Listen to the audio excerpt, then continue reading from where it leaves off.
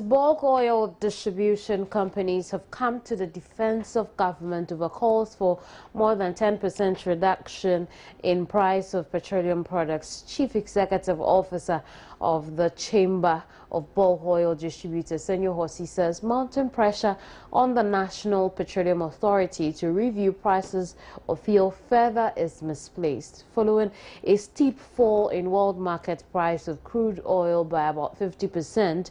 The petroleum regulator, NPA, directed a 10% reduction in price at the pumps for all petroleum products. Well, Senyo has joined me over the telephone. We'll have this conversation over the next few minutes. Senyo? Yes, good morning. Good morning to you. Why is the call for further reduction misplaced? I don't think that we have said that that call is necessarily misplaced, but I think that should be pretty well contextualized, so we can have a healthy debate over it. I think one of the key problems we've generally had has been probably some lack of transparency with the pricing model. And it's important we start to demystify petroleum operations and also its pricing, because it affects everybody. There's nothing secret, there's nothing to hide. It's an honest business, and I think we should all try and educate the public much more to make the discourse much healthy. What we have said, particularly yesterday, I think on your sister station, Joy FM, was the call for a 40% reduction. And I was indicating that currently, if you look at the over-recoveries or the excess funds that are accrued from at current pricing, you have petrol, 15%. And then you have diesel, which is mostly consumed, 8%. LPG, 8%. Kerosene, 5%. How are we going to be able to deliver a 40%? To ask for 40% is to suggest that BDC to start funding the government and consumers again, which has brought us to this situation of having had debt. And that is not sustainable. If you really understand how it works, I don't think that anybody will be asking for a 40% reduction. On the other hand, you also have a real debt situation, and it's a national problem. BDCs have a real problem which we need to solve as a country. 1.5 billion problem, which is a function of price under recoveries, which currently stand at about 210 million cedis, and the balance largely from FX under recoveries. How do we pay this? This debt is debt owed the banks, not monies that come to BDCs as part of their profits. If you don't solve it, you're going to have a chaotic problem within the economy because it will disrupt the entire financial sector. Okay? How do we solve this? It's something we need to debate. Unfortunately for us, in the budget, we had just a 15 million CD allocation for petroleum subsidies. And unfortunately, again, I didn't get to see my parliamentarians, both across the divide, questioning how government intended to pay the balance due BDCs. It was public information that BDCs were owed quite some very significant sums and not 15 million cedis. So it was important that that question was asked. How are we paying the BDCs? Is there a special allocation for it? If there is, we should hear that advocacy for that to be paid. But if you didn't and we sat down to have it approved, I think that it was definitely obvious that there was going to be a creative way to still pay BDCs, because if you don't pay BDCs, Senyo, the products on the market. One would imagine that perhaps government has found a way to pay you, as we are told that the difference of what could have been a reduction for the Ghanaian people at the pumps will then be used to pay off the debts that is owed you. In fact, the last I spoke with Moses Asaga, he said that you were going to be paid some $45 million in 2 weeks. Unfortunately, I'm unsure what he may have communicated. You see, the government is supposed to advance payment to us for the debt. But if it's not budgeted for, it becomes pretty difficult for government to pay. It now leaves NPA to find its own model for paying the debt, because NPA has a responsibility to make sure products are available or BDCs are also functional. So the only mechanism that they are left with now is to use over recoveries to start paying a part of the debt.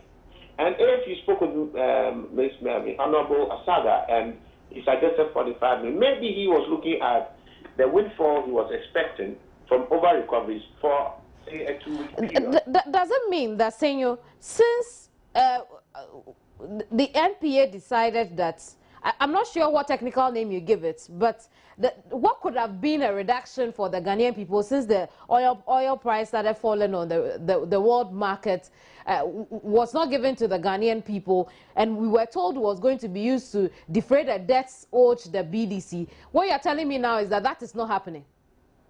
I'm not saying that's not happening. It is happening. It is happening. Because, yes, it is happening. The windfall, as at July, we had over recoveries, price under recoveries in excess of 400 million. Besides the FX under recoveries, which takes you over a billion cedis, okay? A billion cedis, all right? But this 400 million portion has reduced to, is estimated to reduce to about 210 million cedis as at 31st December. After reconciliation, we'll be able to ascertain the exact amount. And that tells you that that mechanism that the MP has put in place is helping BDCs pay down government debt. It simply is that if, for instance, the cost of the product is really supposed to be 10 cedis, and MP has fixed the price at, say, 15 cedis, we are going to be keeping that 5 cedis to pay down government debt. All right, and I gave you the ratio. Today, that excess funds on diesel, which is the product that's mostly used, is just 8%. And that's why I think that anyone asking for a reduction in excess of that may not have his debate, pretty well informed. And so then, collectively, how much have we managed to pay off our debt since we started this new mechanism, this innovative way of paying off the BDC? A total of about 241 million is estimated to accrue by as at 31st December 2014. Right, go ahead.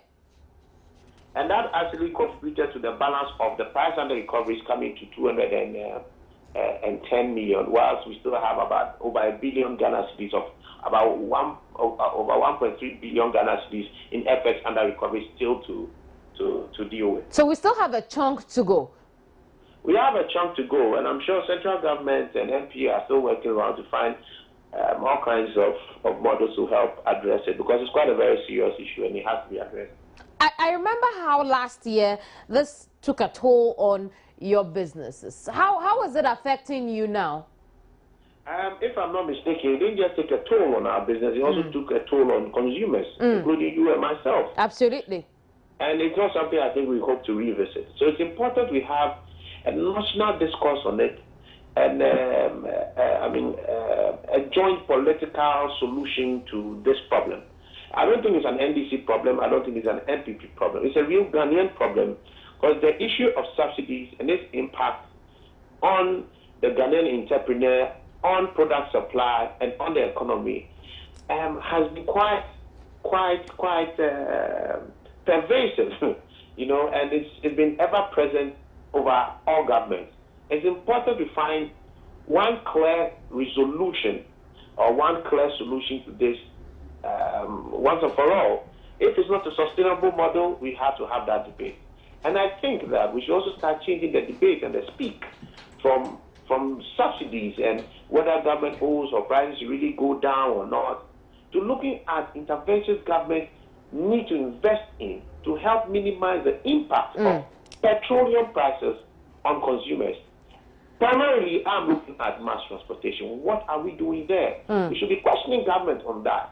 How are we improving, mass transportation in a way that will make us less dependent on the need to move our own vehicles, to make us also be more fuel efficient in our daily lives and in public transport, and in a way that's convenient for you and me to use. Very well. I think it would be a more productive way to spend our money than spending 1.5 billion cedis paying BDCs for subsidies. Very well. Senor, with the fallen price in crude on the world market, is it giving your business any relief considering the amount of money government is owing you? It's a two-edged sword. When you have prices dropping, you get exposed to a lot more trade price risk, and that can give you major losses which nobody underwrites. The government doesn't pay for that. So to that extent, it is not that productive for us. But on the other hand, it also creates an opportunity for government to help us defray a part of its debt.